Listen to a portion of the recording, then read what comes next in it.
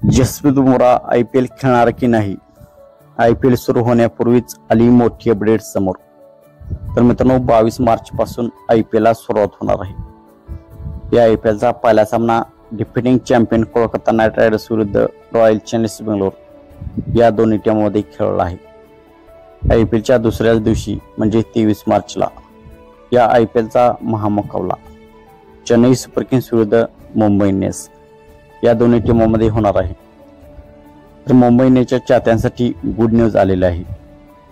Jasprit Bumrah IPL मध्ये खेळणार आहे, परंतु सुरुवातीच्या 3-4 मॅचेस जसप्रीत बुमराह IPL मध्ये खेळणार नाही। तर चेन्नई सुपर किंग्स विरुद्ध मुंबई इंडियन्स या सामन्याला जसप्रीत बुमराह अवेलेबल नसणार आहे, तो अवेलेबल नाहीये। जानेवारीमध्ये जसप्रीत बुमराहला दुखापत झाली होती, या दुखापतीतून तो अजून सावरत आहे। तर चॅम्पियन ट्रॉफी मध्येही जसप्रीत बुमराह खेळू शकला नव्हता।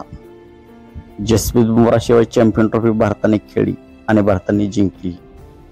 तर जसप्रीत बुमराह हा मुंबई इंडियन्सचा एक मेन बॉलर आहे, मेन गोलंदाज आहे। तर मुंबई इंडियन्सच्या चाहत्यांना आता थोडी वाईट बातमी आहे, परंतु जसप्रीत बुमराह एप्रिलमध्ये IPL मध्ये कमबॅक करू शकतो। तो मुंबई इंडियन्सच्या मार्च मधील सामन्यांना अवेलेबल नसणार आहे, तो मार्च मधील सामने खेळू शकणार नाही। तर एप्रिल मध्ये जसप्रीत बुमराह कमबॅक करणार आहे, असे क्रिकेट इन्फोचे वृत्त आहे।